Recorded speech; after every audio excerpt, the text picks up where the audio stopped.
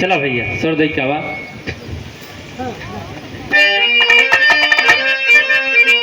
हाय मोरे राम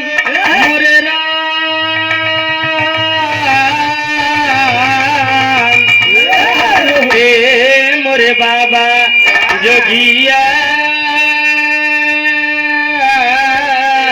हो राम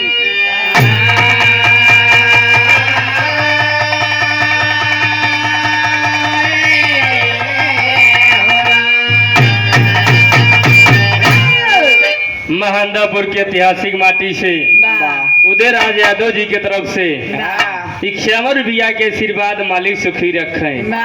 सुनने वाले बड़का भैया एक ही छोड़ के भी रहा बा गौर करिए कहना का बा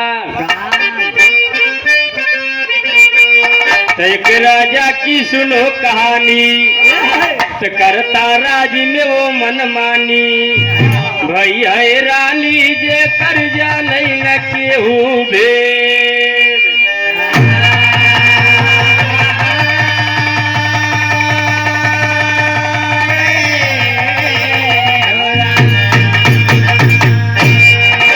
एक राजा साहब के कहानी बा राजा साहब के नगर में सब लोग एकदम बढ़िया से बाटें ढेर दिना बीतिया एक दिन राजा साहब मन में विचार के हैं लाओ अपने नगर के लोगन के देखी कुछ चतुर चालाक यहाँ सब गोखे बसंत बुद्धिमान पढ़ा लिखा बाटन केवल सुविधा दे दे सब केवल राज करत है।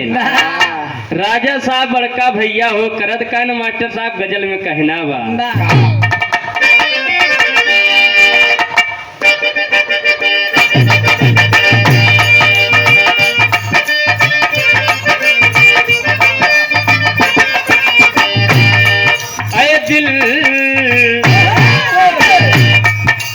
दिल फिदाए इसमें मस्ताना बन के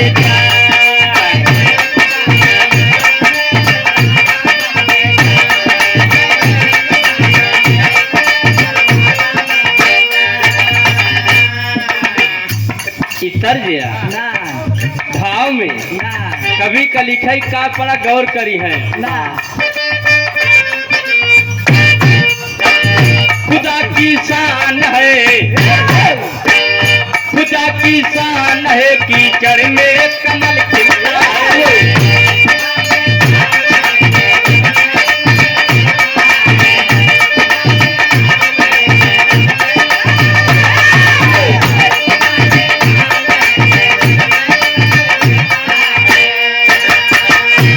अरे खुदा की शान है कीचड़ में कमल खिलता है सच्चा है बंदे को खुदा मिलता है।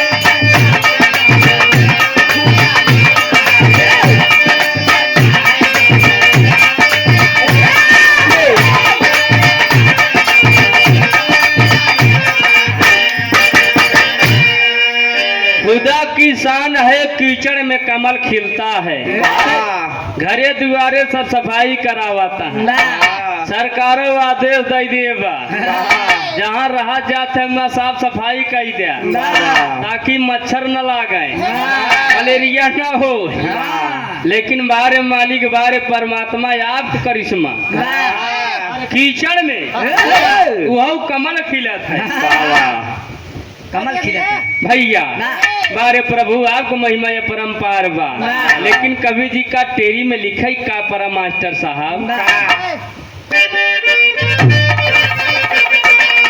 हाय अरे रैनिया में लूटे लहरा रामा रामा रामा रामा यार मोरे रामा रैनिया में लूटे लहरा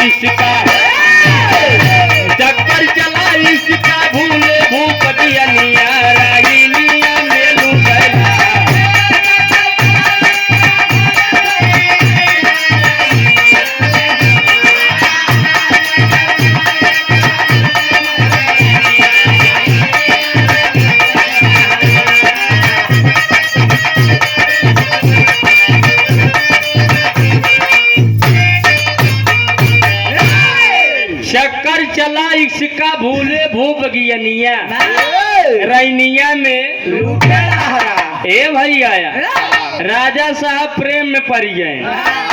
जब प्रेम में पड़ गए कहन हमार बात केहू जान ना पावे। नाई पवत बा लावा देखी चतुर चलाक हमरे नगरी में यहाँ किना यहाँ। राजा साहब ऐलान कई देन हमारे दरबार में 7 फाटक बा। यही 7 फाटक पे नौकरी करे के बा, पहरेदारी की नौकरी करे के बा। वो रोज कनाए केवल एक दिन, ये एक दिन पहरेदारी अकेले ही करे।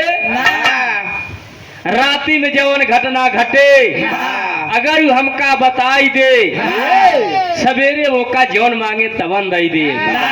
क्या बात। भैया हो, लेकिन राजा साहब ऐलान करे रहे, लेकिन वही बदिया की शर्त रखे रहे, अजय जे सवेरे ना बताई पौवे तुरंत जेल में बंद कराई दे। कितना जने खेमत कहा देवे, कितना जने कहता ही ना आई नहीं खान जवान रहे। ए भैया चल रहे राजा के दरबार में, दरबार लाग बा। राजा की जय हो। महाराज की। कहीं बोला का परेशानी बा, कहीं राजा साहब हुए जौन ऐलान के यहाँ खुली भर्ती है निकाले यहाँ। हाँ खुली भर्ती निकाले यहाँ, वह भर्ती देखे आए ही। कहने कर शर्त जाना था, कहे राजा साहब सब जाना था, लेकिन गौर क्या भैया का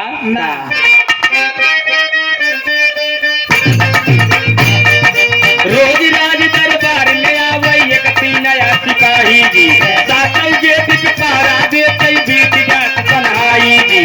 सुबह बुला के भूपत बुझले देखला का बतलाई जी, देना तुझे बताई पावे देते बंद कराई जी।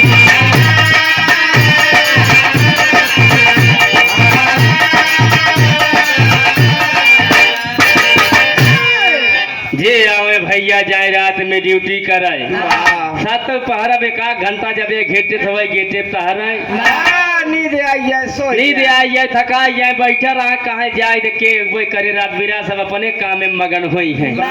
धीरे धीरे सवेर हो गया। राजा साहब बोला के पूछे का देखा नगर में, का देखा गेट पे राती में का भा महल में। ए भैया गेटे का देखा कुछ बताए न पावे, कहे महाराज कुछ नहीं भा, कहे इनका बंद करा। धीरे धीरे कईयो जने बंद हो गए। जने बेचारू यादव रहे, घरे से तना बिया रहे। घरे वाले उठत बैठत 4 गाड़ी दे। राजा साहब के नाम सुने रहे, कहे रोज रोज गाड़ी से बढ़िया बात लावा। राजा साहब में जाई नौकरी कैले, जब राती में घटना घटे बताए देव ठीक है, बनाए हुई जेल में बंद हो गया। कम से कम भोजन तो मिले, कम समय से भोजन मिले, घरे कचहनी दूर रहा ठीक है बा। राजा साहब चल रहे, कहाँ चले हो भैया? राजा जी के दरबार में। जब राजा जी के दरबार में चल रहे ले भैया, राजा की जय हो। महाराज होद का बा मास्टर साहब एक लाइन तर्ज बा।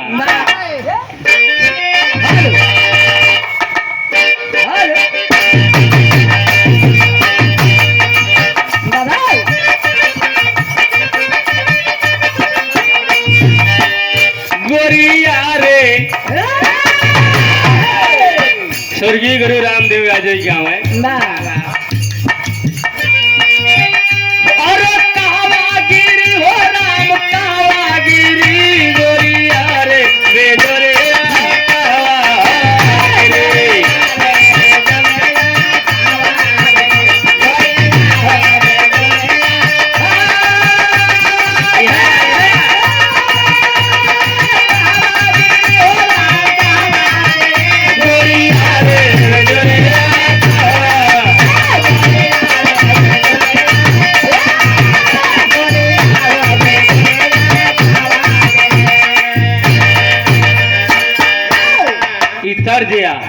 इसी भाव में कवि जी लिखे, यादव जी पहुंच गए, राजा साहब चलान कर देन की नौकरी भी न आए है। राजा साहब कहन जाना था कहियो जोने बंद हो गया, सोच समझ लिखो, सोच समझ ले तब नौकरी क्या पहरेदारी के। यादव जी कहा जो खोली भर्ती निकाले, चला केहू लाए भर्ती हुई 5 समय हो कौन बड़ी बात बिना घूस के। ए भैया कहना का बा,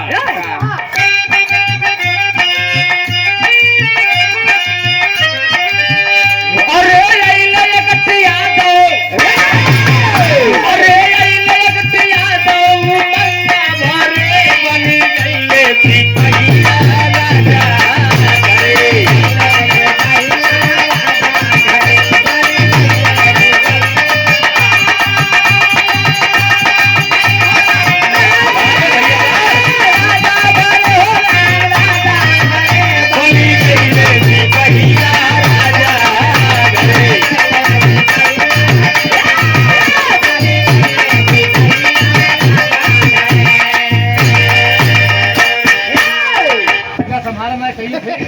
क्यों सोचते हो वही भाग रहा हूँ।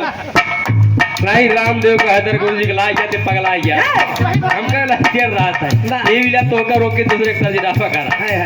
सेवा में श्रीमान ग्राम सभा परसोइया की ऐतिहासिक माटी से ये हमारे बड़का भैया संत राम यादव जी, बड़का भैया की तरफ से 101 रुपया माली सुखी रखे। अइले एकठी यादव उमंग भरे बन गईले सिपहिया राजा घरे, राजा घरे वर्दी पाई है, वर्दी पहिल हल्का ही भोजन ले कहल मान ला रात बिरात अब घाई लागे भैया हो हल्का ही भोजन ले। हाँ भैया और यारी ड्यूटी दे लागे संझा हो यादव जी यही गेटे वही गेटे वही गेटे से यही गेटे दौड़े दौड़े पहरेदारी करा तहे। धीरे धीरे टाइम बीतत बा तब होत का बा भैया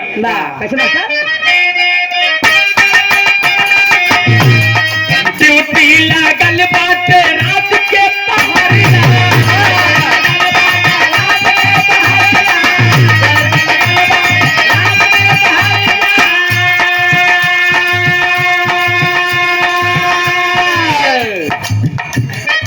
सेवा में श्रीमान राम मिलन यादव जी ग्राम सभा परसोइया के ऐतिहासिक माटी से 101 रुपया के आशीर्वाद माली सुखी रखे। कहना का बा, अरे ड्यूटी लगल बाटे अरे रात की पहरिया, सातों बेटा बात करे जल के रखो भैया।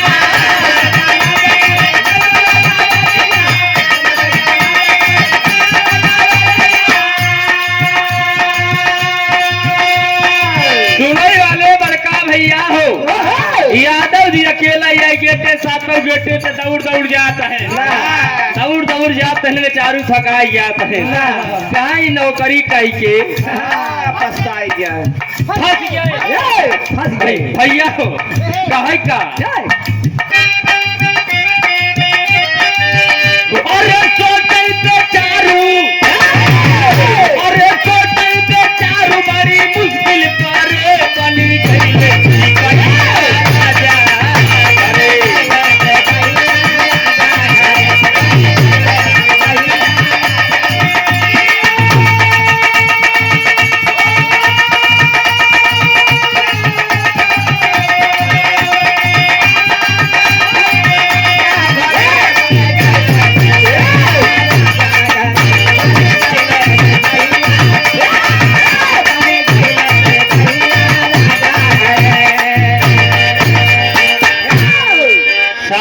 गेट से बड़का भैया हो लाइट वाइट सब बंद, अनिया हाँ अनिया गोप हाँ हो मास्टर साहब लागत आप पुरान बनैया और गाना नौके में परेशान है, लेकिन पूरा दिन जाना ताम का यही खुशी व्या। सुनने वाले बड़का भैया चारों तरफ अनियार ये गेटे पे यादव जी बीच में खड़ा हुए कि हूँ ओरी देखा तहाँ लब पदीना जाए लब पदीना यारी जाए। हाँ भैया 1-2 घंटा जब दौड़े में थोड़ी थकाई लग गई, 9 बज गए 10 बज गया। पूरा बंद हो गया बस बस। अच्छा पूरा बंद हो गया। देखा अब संजा होत भाई पहुंच गए नहीं टाइम रह जाएगा ले ले तू अपन समझ अरे एक नोट 100 में मिली। ए भैया ये हरी यादव जी परेशान हो हरी राजा साहब जैसे रोज जात रहे वैसे अपन भेष बदल के कपड़ा लगाए ए भैया चेहरा अपन बाल के हमका केहू छीन न पावे। राजा साहब देखें कि यादव जी दौड़ दौड़ ड्यूटी देते हैं। लागत बा आज यादव जी हमका महल के बहरे निकल आए ना दे है। ए भैया हो यारी इनका प्रेम सताए बा। जैसे लॉकडाउन लग गया है। हाँ भैया हो जैसे तुलसीदास महाराज की जब रत्न के याद आई वैसे जब राजा जी के अपने प्रेमिका के याद आई यह जान ले भैया हो कुछ ना दिखा दबा अखिया मून के। राजा साहब जब निकला थे तब होत का बकलाइन तर्ज बा ये तर्जिया के हमरे स्वर्गीय गुरु राम कैलाश यादव जी गाँव आए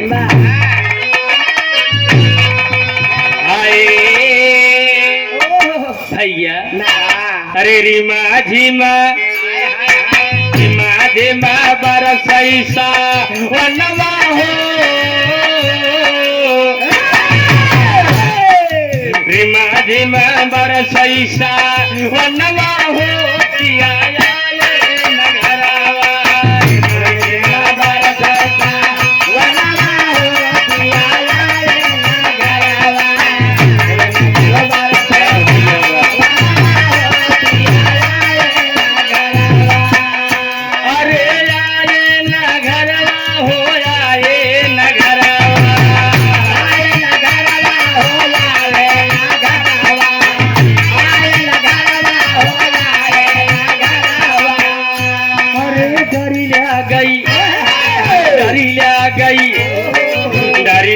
गई खन कई का ननवा हो किया लगरा गई खन कई का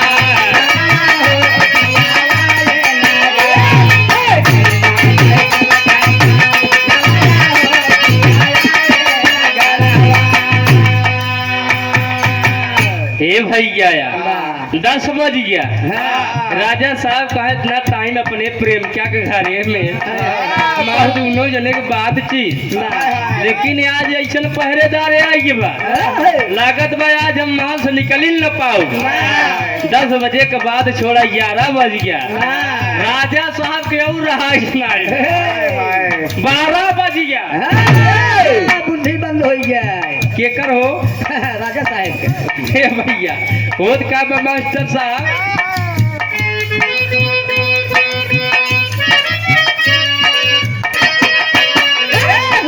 छोड़ दिया ले राजा माँ हलिया हो।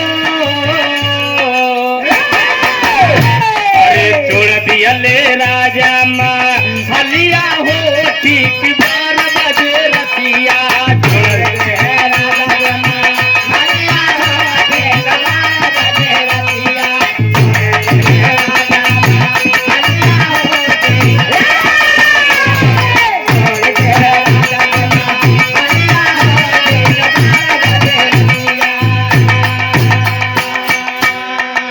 यादव जी पहाड़ा पे खड़ा है ड्यूटी देता है अखिया मोन की राजा साहब तो भागा ही दिया। जैसे राजा साहब भागे वैसे खेले वैसे यादव जी देख लेन कहन बस हमका रात ड्यूटी करे की जरूरत नहीं बे।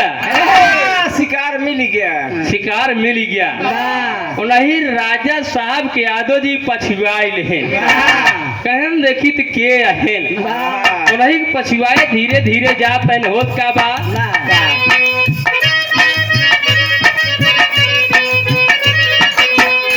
अरे यही गेटे वही गेटे यादव जी धारी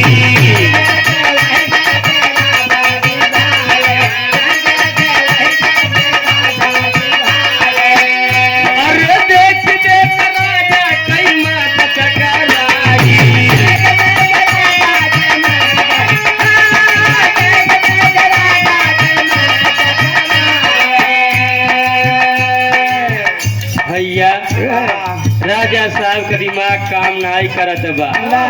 उनका तो केवल प्रेम सताए बा। जब चल रहे तब होत का बा।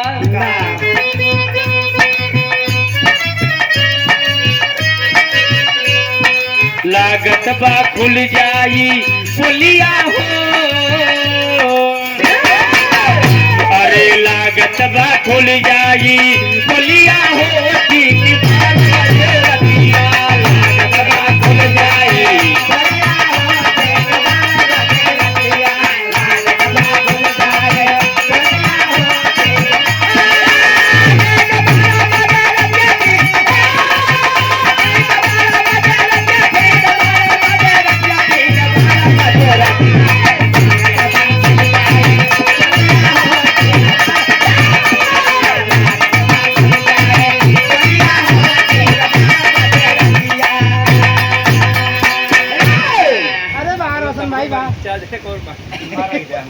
सुलई वाले बड़का भैया हो कहना बा राजा साहब कहे लागत बा हमार पोल खुल गई। अब खरीद करी का ए भैया हो। जब पहुँचे नेखी कुटिया पे, एक ही कुटिया मरही पहुँचन जा ऐसे रही है भैया। वह टटरा वाली केवाड़ा लगा रहा ए भैया। यारी राजा साहब की जोल बा पछुआई लेहन यादव जी कहा बा थोड़ के केवल रच पॉइंट मिल गया तो बस देख ली। हाँ देख ली केवल बस ये बताई दी।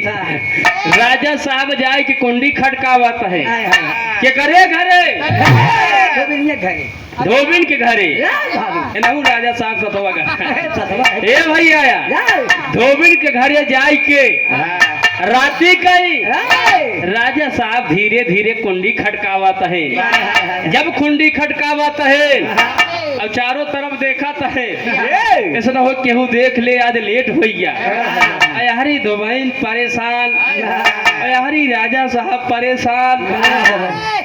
धोबीन कुछ बनौबे नहीं की आवत रहे तो बनवत रहे कपड़ा धोए ए भैया या दिन में बेचारी कपड़ा धोए संध्या के आई जौन पाई जजमानी में लायक भाई भात धरे रही खाए के बेचारी जौन कुछ बच्चा बधाई दे बा नहीं राजा साहब को जो होती हरी राजा परेशान, हरी धोबीन परेशान और हरी यादव परेशान।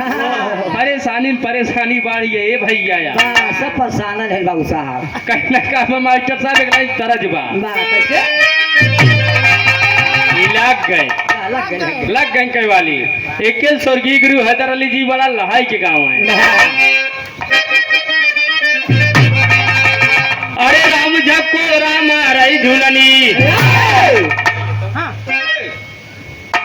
अरे राम झको राम रही झूलनी ओ है साड़ी लहराई हो जाको राम रही झूलनी।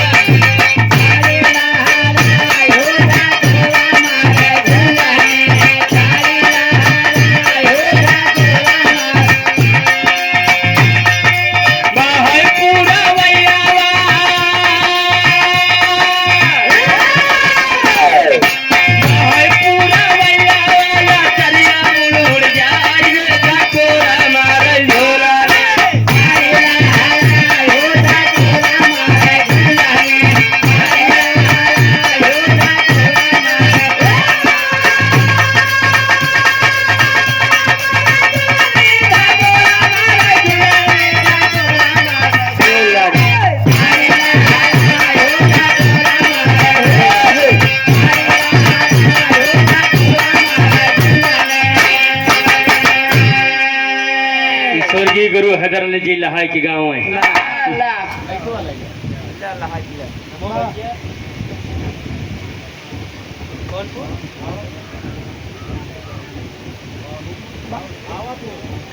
रियान से यादव भावापुर की ऐतिहासिक माटी से 21 रुपया के आशीर्वाद। इनके माता पिता से कहना बा बढ़िया से पढ़ावे लिखावे, शिक्षा संस्कार वाली बात बतावे, सवेरे पियावे का भैया दूध दूध माठा माठा कासा जिन क्या दूधे भले कहले है। हाय हाय हाय अब तो माठा उठा दुकाने में मिले गया।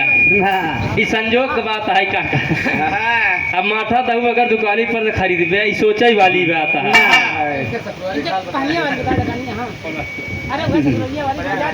जा दे भैया सुनई वाले बड़का भैया हो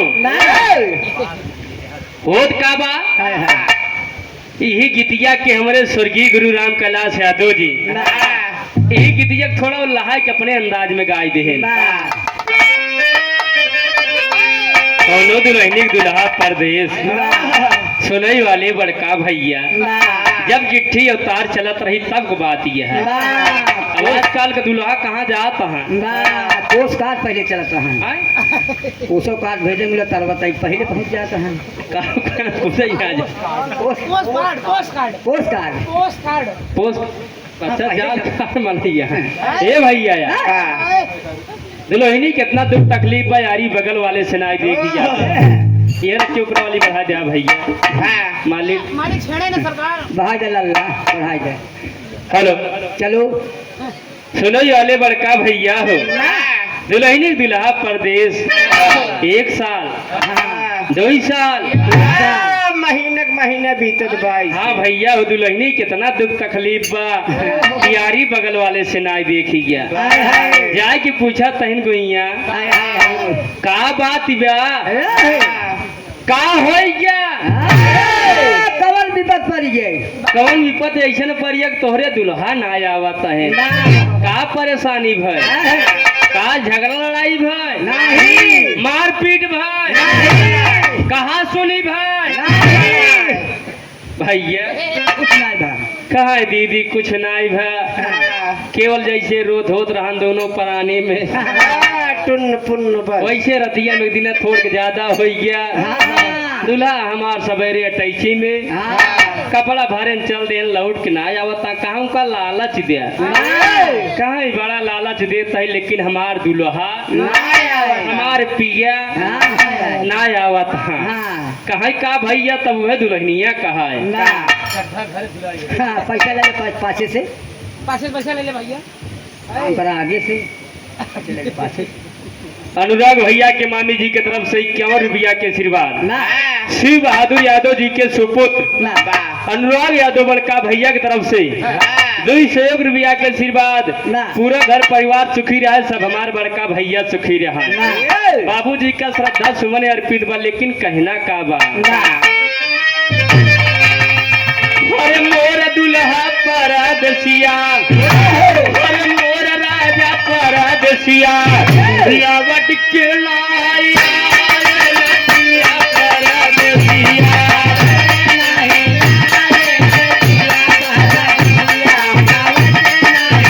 अरे भैया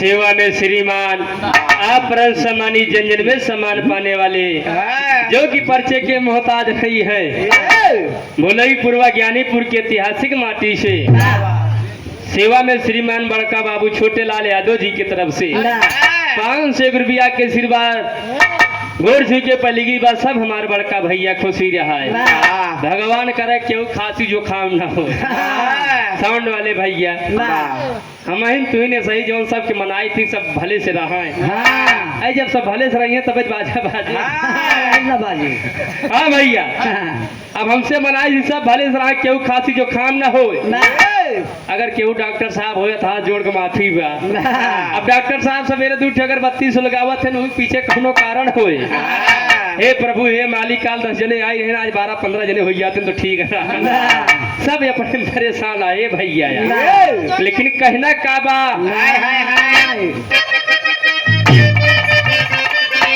दुल्हनिया कहाई बड़ा रे जतन कई के पिया के बोलाए बड़ा जतन के है बड़ा लालच दे अरे बड़ा रे जतन कई के पिया के बोलाए और पिया लीरा मोहिया मेरा गाड़ी आई बुलाए लीरा मोहिया मेरा गाड़ी आई बुलाए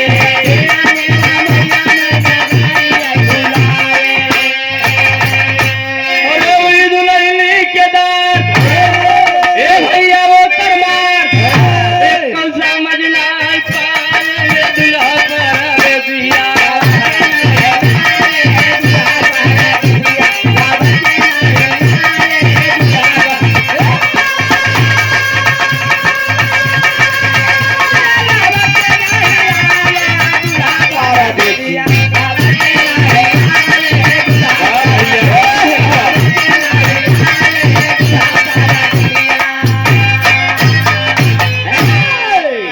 मर जिया भैया। ना लेकिन भाव पे ध्यान दई है, राजा साहब जाए के धुबैन के घरे पहुंच गए।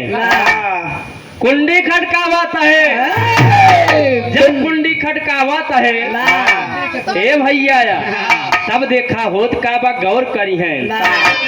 तुम अरे राम बजावे राजा कुंडी, अरे राम बजावे राजा कुंडी, धोबिन के बोलाई हो बजावे राजा कुंडी।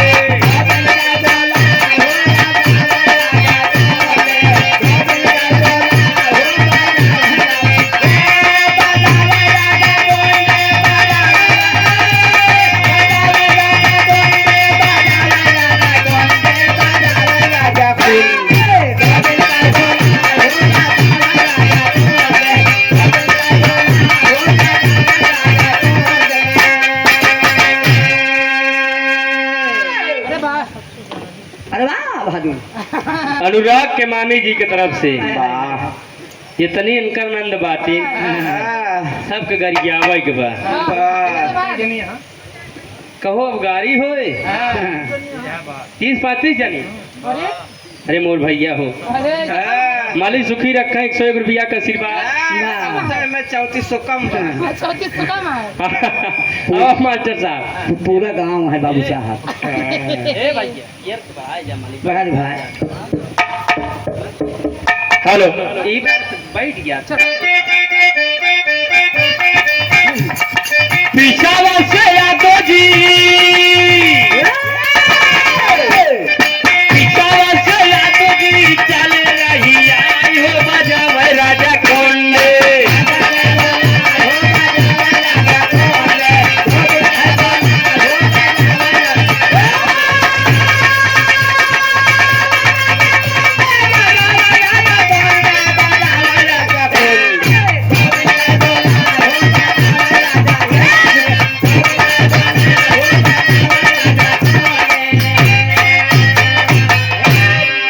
यादव साहब चल रहे ने भैया यार, जब राजा साहब कुंडी खटकावा कहें, जब देखा कहें राजा साहब आवाज देते हैं, तब राजा साहब का आवाज जब जान पाए यादव जी कहा बस नौकरी पक्की, अब हमार नौकरी पक्की हो जाए। चला भैया 4 घंटा में नहात के 8 घंटा हमार में नहात शुरू हो जाए। सफल हो गया ना ए भैया ना लेकिन कहा देखी का होत बा, देख ले का होत बा ए भैया यारी बैठ कोई कोनवा में यादव जी पूरी बात राजा साहब के सुनत है।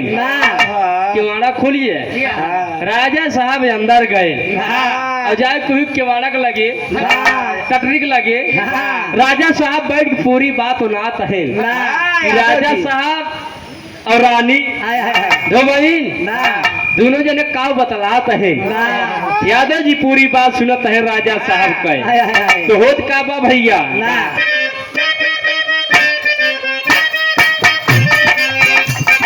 खोलली दो बिलिया तब आई के केवाड़िया,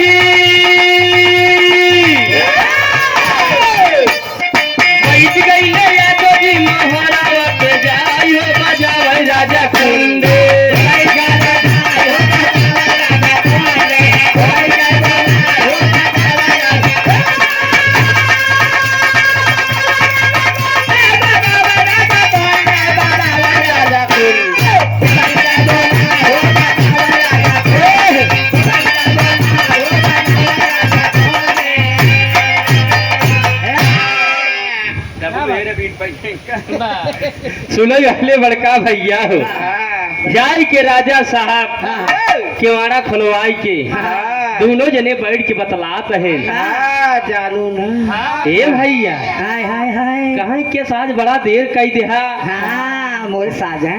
ए भैया राजा साहब धोबैन कहाँ है? केस वाला देर कई दिहा ये दुल्हा ए बल्लम बल्लम की बल्लम हुआ नहीं प्यार से बल्लमो कह दी प्यार से बल्लम चला भैया खोज करा नवा नवा कहीं राजा साहब बड़ी देर कई दिहा हमारे नींद नहीं लागत ब्या ये कहे इतना टाइम तो पता न का हो गया था लेकिन आज बड़ा देर कई दिहा राजा साहब कहीं का बताई जवन पहरेदारे आई ब्या एक ही यादव आई ब्या अहीर हाय हाय भैया हो ना कहाँ दौड़ दौड़ के टबम नौकरी ड्यूटी देत बा कहाँ कैसे आई बाटी हमारे आत्मा जानत बा 6 बजे से तैयार रही हाय हाय हाय कहाँ तबैत 12 बजी गया कहाँ 6 घंटा परेशान कहाँ कैसे आई बाती हम ही जानत आई कहाँ सब बात छोड़ा जल्दी से कुछ लौतू खाई ले बहुत भूख लग गया कहाँ तोहार जोहत जोहत तो काम जोहत कई बजी हमका खुद ही नहीं पता कुछ बनाए ना यही लेकिन देखा धोबैन कहा का भैया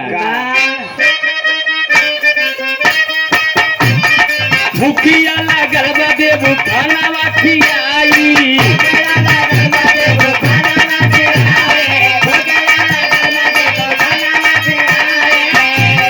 नमक भात जाके धोबाई लाई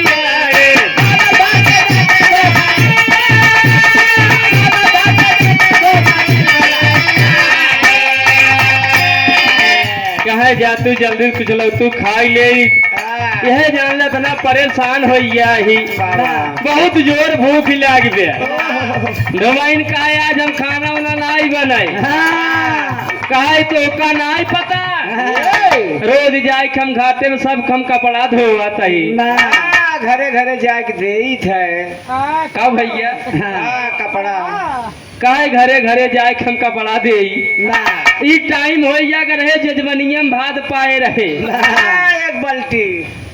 एक बाल्टी काहे वही लेके आए खाए बाटी वही धरा बा हम कुछ बनाए ना अगर खाए को तो वही भतवा खाए ले जमन जजमनिया से लाए यही काला नमक बा एक पैकेट ए भैया या राजा साहब कहे बतावा बासमती चावल छोड़ के बढ़िया बढ़िया पनीर छोड़ के यार रूखा सूखा खाई परत बा बारे प्यार गौर क्या मोहब्बत प्यार में बड़ी धार होत बाबू सुना पहले मोहब्बत प्रेम इश्क प्यार ये कुल अधूरा बा लेकिन शादी विवाह ये पूरा बा तो जे पर यहाँ वो जानता वैसे राजा साहब कहाँ प्यार में पर के लागत बा हम जवन कभो न खाए आज वही हमका खाए पड़े वह बासी भात नमक मिलाई के वही राजा साहब के दई दी कहाँ बढ़िया चावल बासमती के खा तहन जैसे खान भैया हो 2-4 छकवा गतई अटक गए तुम्हारा हलवान रहे ए भैया या सोचे ऐसे लेट होत वाला आवा जल्दी से खाए पहले जवन करे बोखा करी वक्त का बा मास्टर साहब कहना बा सूखा भाता गटाई ने सूखा भाता गटाई ने अटक जाई हो बाजा राजा कुंडे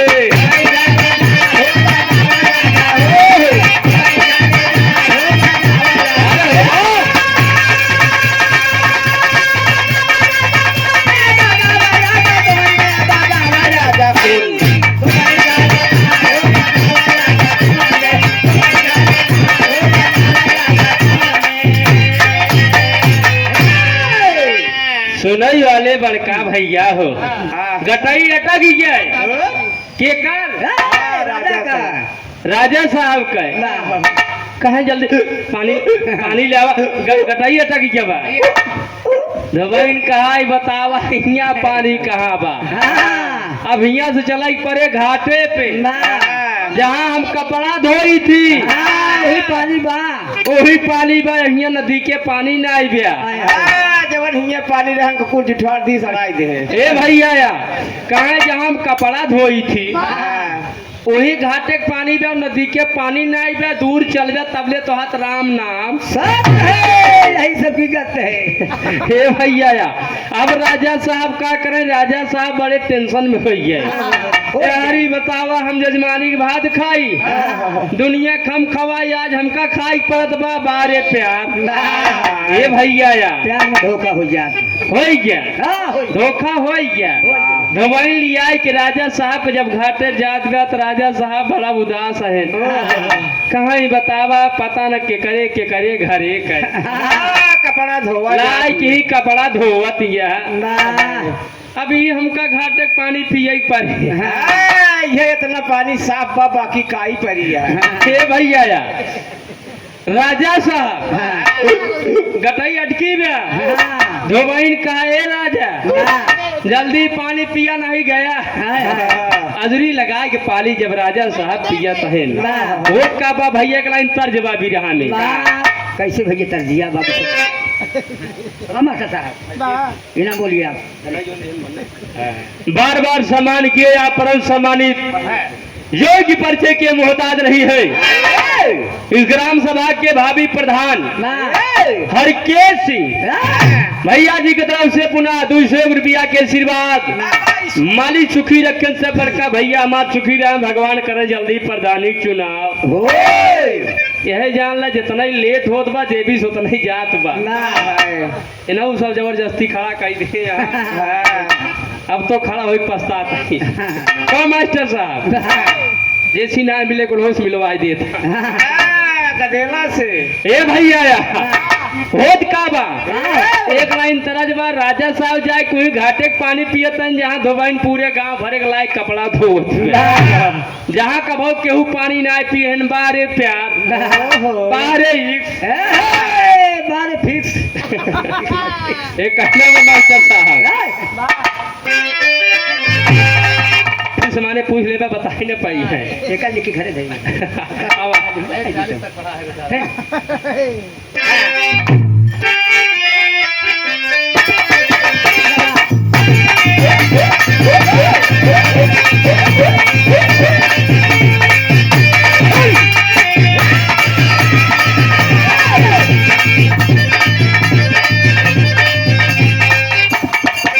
और हमारे बीच में आप परम सम्मानित जन में सम्मान पाने वाले जो की परिचय के मोहजात रही है ओझापुरवा के ऐतिहासिक माटी से चलकर आए हुए परम पुण्य बाबूजी भोलानाथ यादव जी बाबूजी के चरणों में बार बार प्रणाम बा। ये समाज का अगुआ है भैया जरूरी बा जब अगुआ ले रही है समाज के छोड़ दे का नहीं छोड़ना अपन बात है बताओ फिर। हाँ भैया बाबूजी के बार बार प्रणाम बा। हम कहे अगर यहाँ दर्शन न हो तो आज एक घरे चला सुने वाले बड़का भैया देवी देवतक जब चाहे तो दर्शन मिल जाए ताला से बंद कर उठा। हाँ इतना बड़ा बड़ा ताला लाग बा कि हमार देवी देवता भागा न पावे लेकिन ये मनाई के दर्शन बड़े भाग से मिलत है बाबा। तो कहना का बा मास्टर साहब ये हमारे लड़का भैया धर्मेंद्र वर्मा जी ग्राम सभा परसोइया के ऐतिहासिक माटी से 100 रुपया के आशीर्वाद सब बड़का भैया हमारा सुखी रहा है।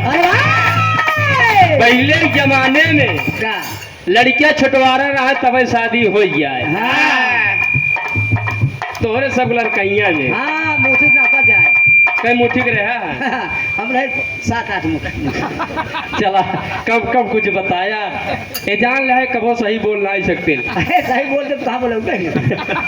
ए भैया लड़कियां 3-4 साल का रहा पेटवा लग तब शादी हो गया वो गौना जेकर जैसे ठीक है वैसे लेके आवे। ए भैया कैसे आपको पता होगी भैया। अब जौन बताया वो तो जाना चाहिए। अच्छा ऑनलाइन से देखा था पहले वाला। हाँ सिटी बंद कर दे भैया वह लड़कियां कहाई का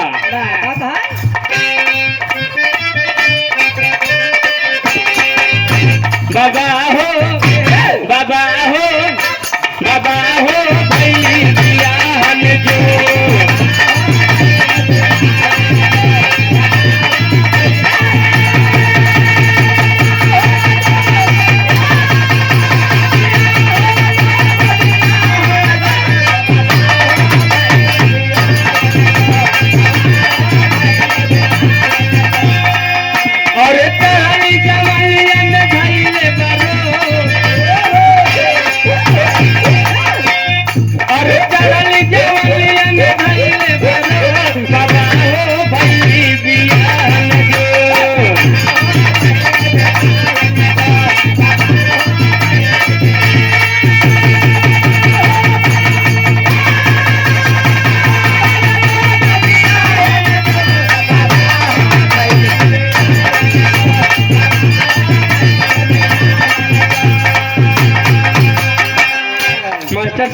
बाती पे गौर करना, इनके हमारे ना एकाव कहता हूँ देवनाथ वाले। इसी भाव में कहना बा धोबई राजा साहब कलिया की जब बताई अटक गए, जौने घाटे कपड़ा धोवत रही घाटे कलिया के आई गए।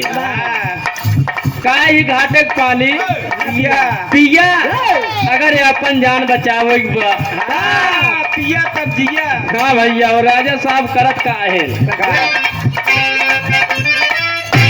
धोबिनिया धोबिनिया धोबिनिया ये धोबिना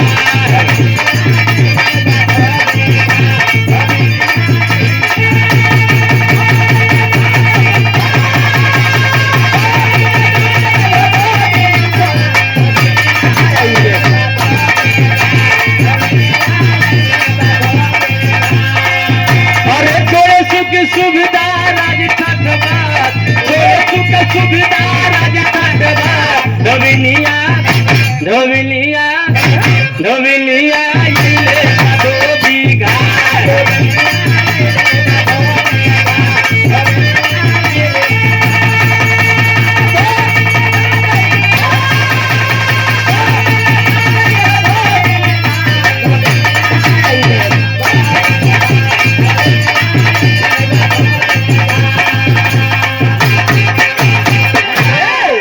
कहाँ बतावा रानी हमारे पटरानी हमारे पूरा राजमहल के सुख सुविधा छोड़ के जौने जगह फंस गए, जवान हमका बहुत सोचे ना रहे अब वही हो चलत बा। पहरेदार हमारे पहरेदार हमारे बारे भैया पहरेदार चलते आज हम फंस गए। ए भैया हो भैया एकदम परेशान। कहाँ ही बतावा हमारे नगर के लोग घाटे के पानी ले पिए हुई है, लेकिन ये प्रेम में पड़ के पिए पड़ा। आज हमका घाटे के पानी पिए पड़ा, जवन की हर बिरादरी के कपड़ा ही धोआ जात बा। आज फुल हुई है राजा साहब। ए भैया राजा साहब बड़े परेशान है, लेकिन होत का बा